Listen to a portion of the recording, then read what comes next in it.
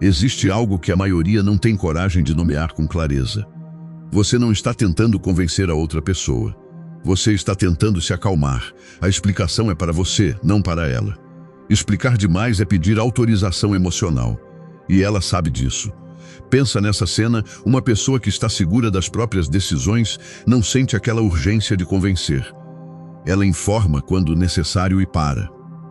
Quem sente urgência de convencer ainda está buscando no julgamento alheio uma confirmação que deveria mesmo vir de dentro. O que a explicação desnecessária comunica sem que você diga nada é o seguinte: a sua opinião sobre mim importa mais do que a minha convicção sobre mim mesma. Eu preciso que você aprove isso para me sentir confortável com a minha decisão. O seu julgamento tem poder sobre as minhas escolhas. Você não diz isso, mas é isso que o ato transmite. A psicologia social tem décadas de pesquisa sobre comunicação não verbal de status. E o que as pesquisas mostram é consistente. Justificativas desnecessárias sinalizam que a opinião alheia tem autoridade sobre suas decisões. E certos perfis identificam isso em segundos. Identificam, calibram. E a próxima provocação vem mais afiada, porque agora eles têm onde apertar. Pensa num instrumento musical. Cada corda tem uma frequência. Cada frequência produz uma nota específica. Quem aprende quais são as suas cordas pode tocar a música que quiser. Mesmo a sua explicação ensinou quais são as cordas e qual a pressão exata para fazer cada uma vibrar. Toda justificativa excessiva entrega insegurança. Isso não é teoria. É o que acontece em relacionamentos onde você se sentiu manipulada. Em situações onde alguém parecia saber exatamente como te desestabilizar. Em conversas onde você saiu perguntando como aquela pessoa sabia exatamente o que dizer. Ela sabia porque você ensinou, não de uma vez, ao longo do tempo. Uma justificativa de cada vez. Mesmo antes de falar sobre como parar, preciso fazer uma distinção. Esse conteúdo não é sobre parar de se comunicar, não é sobre se tornar inacessível. Explicar tem lugar e hora certa, para pessoas que serão diretamente afetadas pela sua decisão, para quem você escolheu como parceiro de vida, de trabalho, de projeto. Para o filho que precisa entender o raciocínio por trás de uma escolha, para o sócio que tem responsabilidade compartilhada contigo. Nesses casos, explicar não é fraqueza, é respeito mesmo, é comunicação legítima. Dar satisfação é diferente. É se justificar para quem não tem nenhum papel real na sua vida, para quem pergunta não para entender, mas para julgar. A pergunta certa não é, devo me explicar ou não? A pergunta certa é, essa pessoa tem direito à minha explicação? Ela tem papel real na decisão? Ela será afetada de forma concreta? Se a resposta for não, qualquer palavra que você diz é uma doação de poder. Mesmo voluntária, desnecessária e custosa de formas que acumulam sem que você perceba. Me conta aqui nos comentários, qual é o contexto onde você mais se pega dando satisfação para quem não tinha direito à sua explicação?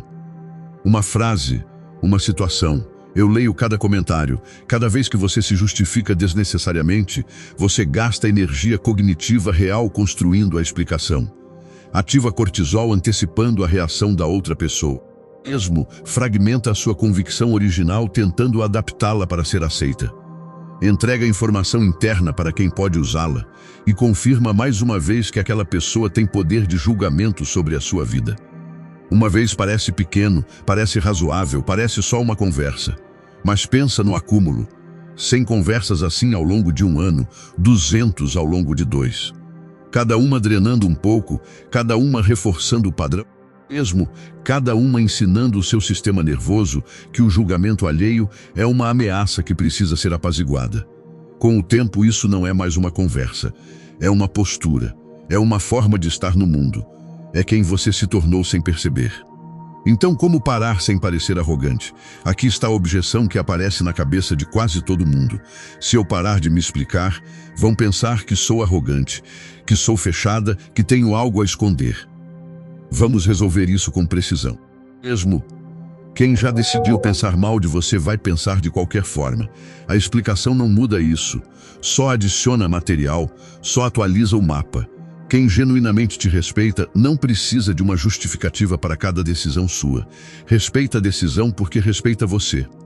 A preocupação com parecer arrogante é, na maioria dos casos, uma preocupação com a opinião de quem não mudaria de opinião de qualquer forma.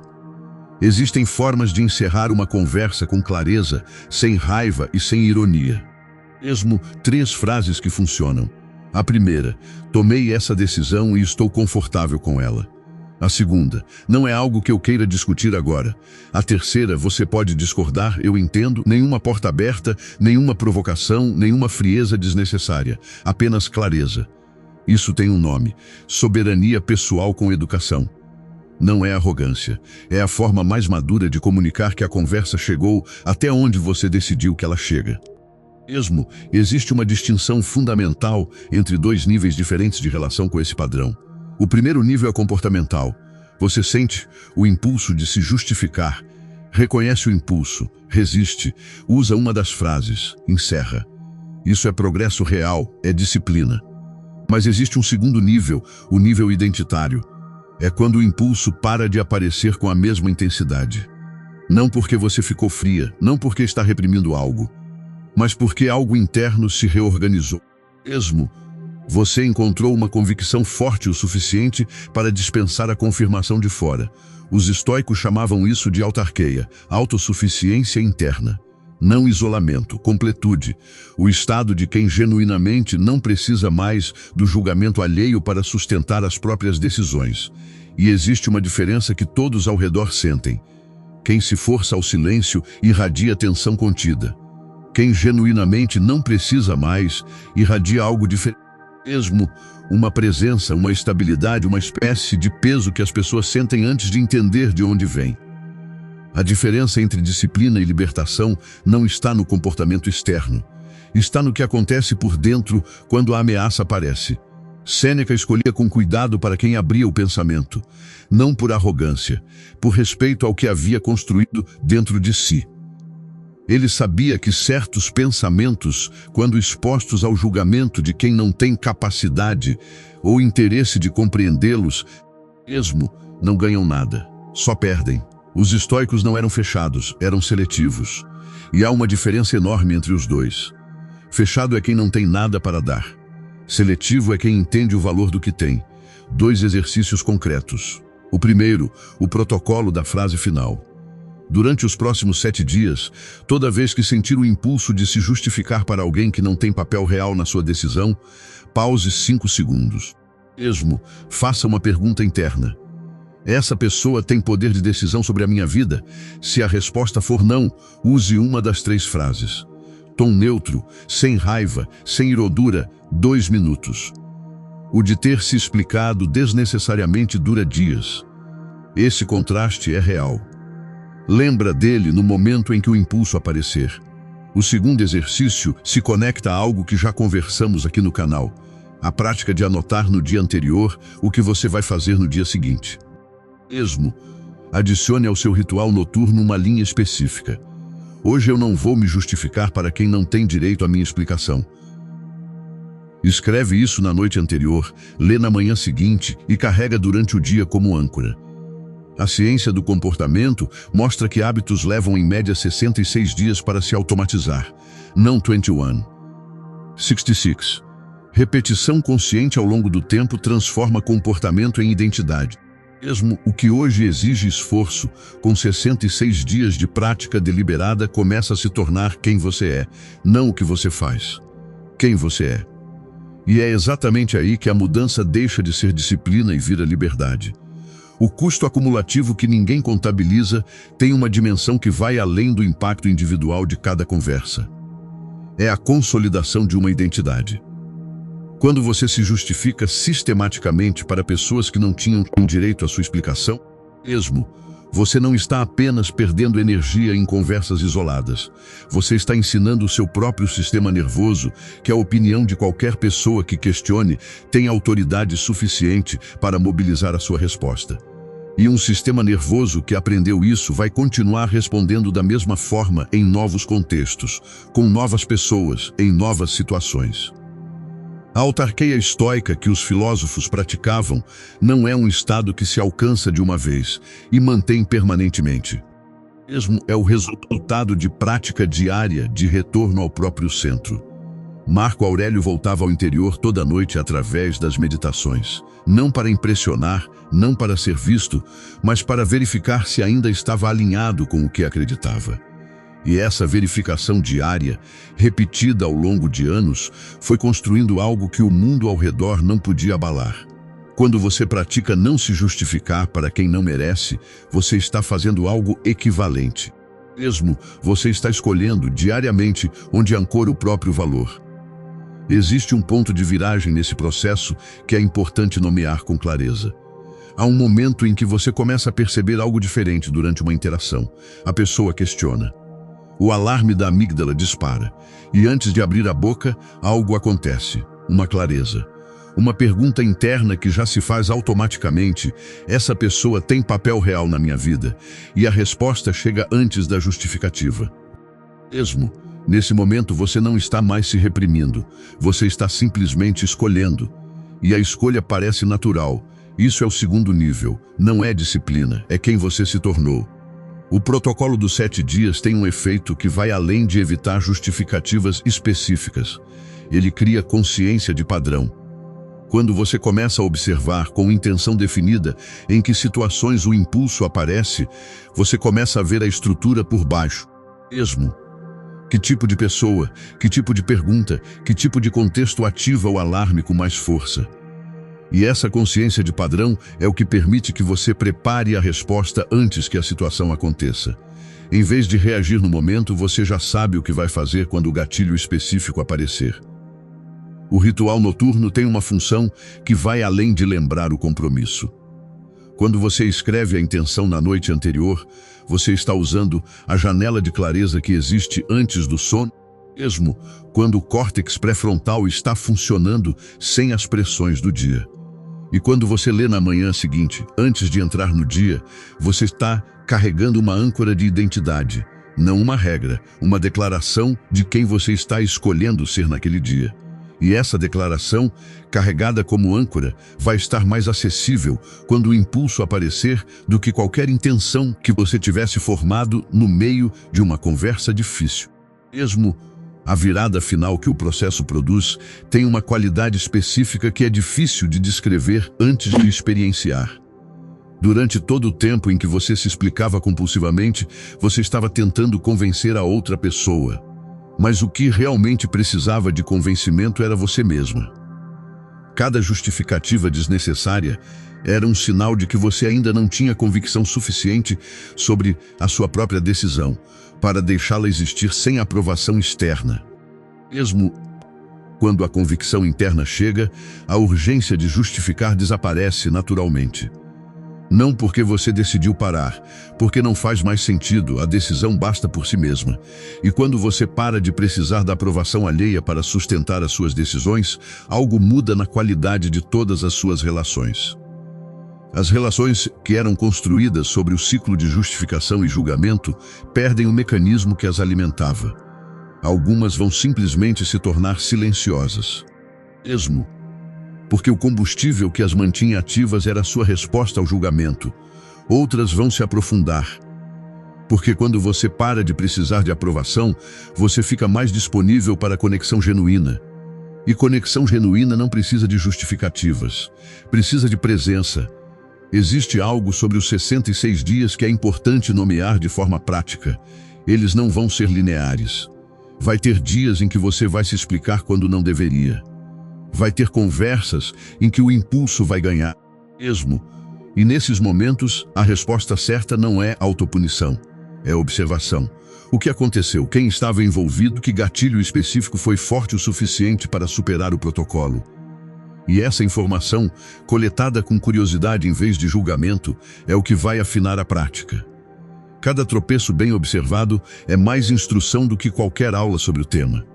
Existe algo sobre o protocolo da frase final que é especificamente poderoso para quem está começando a prática. Mesmo, as 3 frases não são scripts de frieza. São formas de comunicar clareza sem agressividade.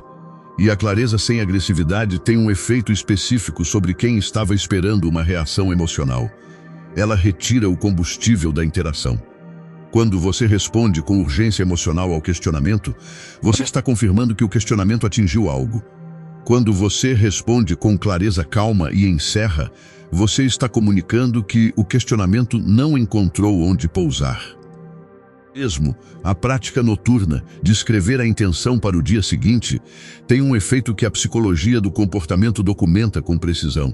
Ela cria intenções de implementação. A diferença entre decidir que não vai se justificar e escrever especificamente que amanhã não vai se justificar para quem não tem direito à sua explicação é a diferença entre uma intenção genérica e um plano concreto. E planos concretos têm uma taxa de implementação significativamente maior do que intenções genéricas. Mesmo não por magia, porque planos concretos ativam o planejamento antecipado, que usa o córtex pré-frontal antes do momento difícil, quando ele está funcionando sem interferência emocional.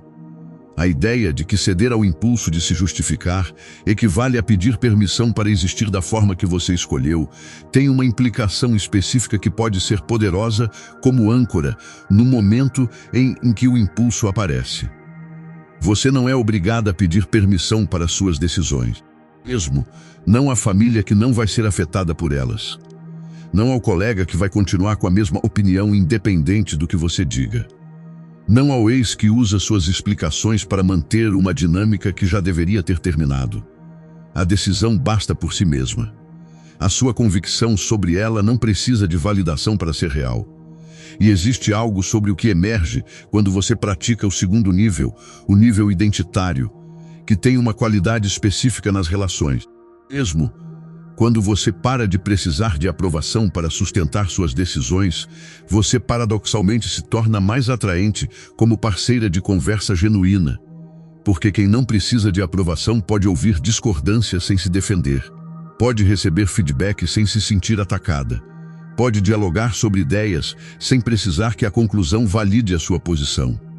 E essa disponibilidade, que vem de não precisar do julgamento, é o que torna a conversa genuína possível. Mesmo a escultura que emerge ao longo de 66 dias de prática não é uma versão mais fria de você, é uma versão mais inteira, mais capaz de se relacionar genuinamente, porque não está mais em modo defensivo constante, mais capaz de ouvir feedback real, porque distingue feedback real de julgamento disfarçado de feedback, mais capaz de manter convicções sob pressão, porque a pressão deixou de ser percebida como ameaça existencial. Mesmo, e mais capaz de se dar o crédito pelo que você construiu ao longo do tempo, porque parou de medir isso pelo olhar de quem nunca esteve do seu lado. Existe algo sobre a frase "você não convence com explicações, convence com quem você é ao longo do tempo", que tem uma dimensão de alívio que é importante nomear. Você não precisa ganhar cada conversa. Você não precisa que cada pessoa que questiona sua decisão seja convencida da sua razão. Mesmo, você não precisa de aprovação imediata para que a decisão seja válida. A realidade vai confirmar ou não o que você decidiu ao longo do tempo. E essa confirmação, quando vem, tem uma qualidade diferente de qualquer aprovação verbal que você poderia ter obtido na conversa. E a última coisa que vale guardar, o impulso de se justificar não é o seu inimigo. É a informação. Toda vez que ele aparece, ele está apontando para algo. Para onde ainda existe insegurança. Mesmo para onde ainda existe necessidade de aprovação externa. Para onde ainda falta convicção suficiente para dispensar a confirmação de fora. E essa informação, usada com curiosidade em vez de julgamento, é o mapa do trabalho interno que ainda está para ser feito, não para ser eliminado, para ser transformado em algo mais sólido. O exercício do rosto próprio, que foi discutido em roteiros anteriores sobre outras questões, tem uma variante específica aqui. Mesmo, toda manhã, depois de ler a intenção noturna, acrescente uma pergunta. O que eu genuinamente acredito sobre a decisão que estou prestes a ter que defender hoje? Não o que a outra pessoa vai achar, o que você acredita. E carregue essa resposta como referência interna durante o dia. Quando o questionamento vier, você já tem o chão. A pergunta sobre se essa pessoa merece a explicação vai ser mais fácil de fazer quando você já sabe onde está o chão. Mesmo, e existe algo que vale guardar de todo o que foi compartilhado aqui. Explicar tem lugar, o silêncio tem lugar. A diferença entre os dois não está na quantidade de palavras, está em para quem e a partir de onde você fala. Quando você fala para quem tem papel real na sua vida, a partir de um lugar de convicção genuína, a explicação não drena. Conecta. Quando você fala para quem está questionando o seu direito de existir da forma que escolheu, mesmo a partir de um lugar de ansiedade e necessidade de aprovação, a explicação drena. Sempre. E a distinção entre os dois começa com a pergunta que vale fazer antes de abrir a boca. A autarqueia que os estoicos praticavam não os tornava solitários, tornava-os aptos para relações genuínas. Porque quem não precisa de aprovação pode se relacionar sem a agenda de ser aprovado. Pode ouvir o outro com menos interferência do próprio ego. Pode discordar com menos defensividade. Mesmo, pode se conectar sem precisar de um resultado específico da conexão. E essa qualidade de presença, que emerge quando a necessidade de aprovação diminui, é o que torna qualquer relação mais real.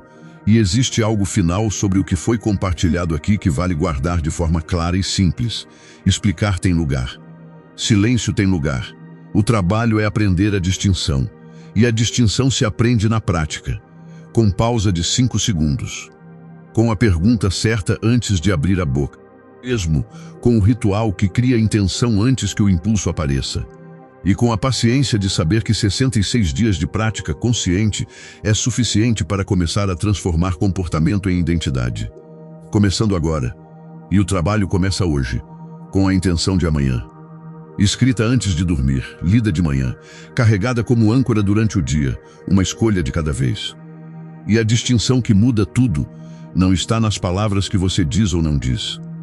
Está em de onde você fala, mesmo de um lugar de convicção ou de um lugar de ansiedade. A resposta a essa pergunta é a única calibração que importa. E começar com a intenção de hoje à noite já é o primeiro passo. Quem precisa convencer demais ainda não convenceu a si mesma. E o dia em que você convence a si mesma, o impulso de convencer os outros perde a urgência. E sem urgência, o que fica é clareza. E clareza é o que muda tudo, de dentro para fora, mesmo. E o que você constrói ao longo de 66 dias de prática não é um conjunto de técnicas, é uma relação diferente consigo mesma. Uma em que o seu julgamento sobre as suas decisões tem mais peso do que o julgamento de qualquer pessoa que não vai carregar as consequências delas. E quando o seu julgamento é a referência primária, a urgência de convencer os outros de que está certa vai perdendo força.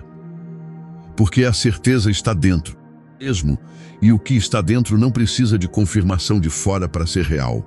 E começar hoje com a intenção escrita antes de dormir já é o trabalho. O trabalho começa exatamente onde você está, com o que você tem agora. E isso, feito com consistência ao longo do tempo, é genuinamente suficiente para começar e sustentar a mudança que você está buscando. E 66 dias depois, você vai olhar para trás e perceber que quem você é agora não é mais quem precisava se defender de quem nunca teve mesmo autoridade real sobre nenhuma decisão da sua vida. Você não deve paz mental a quem nunca carregou o peso de nenhuma decisão sua. E o trabalho que começa hoje é o mais quieto e o mais profundo que existe. Se algo do que foi falado aqui chegou em você, se você se reconheceu nesse custo acumulativo de cada satisfação dada para quem não merecia, eu te convido a conhecer o método. Devagar, tudo muda. É um caminho de desenvolvimento emocional que vai te ajudar a construir genuinamente a convicção, mesmo interna, que torna a aprovação externa desnecessária. A praticar a seletividade que os estoicos chamavam de autarqueia, e a criar, com cuidado genuíno e com a consistência que esse processo pede, uma presença que comunica solidez real sem precisar dizer nada para ninguém. O link está na descrição desse vídeo. Se esse conteúdo chegou onde devia, compartilha com alguém que você sabe que precisa ouvir isso.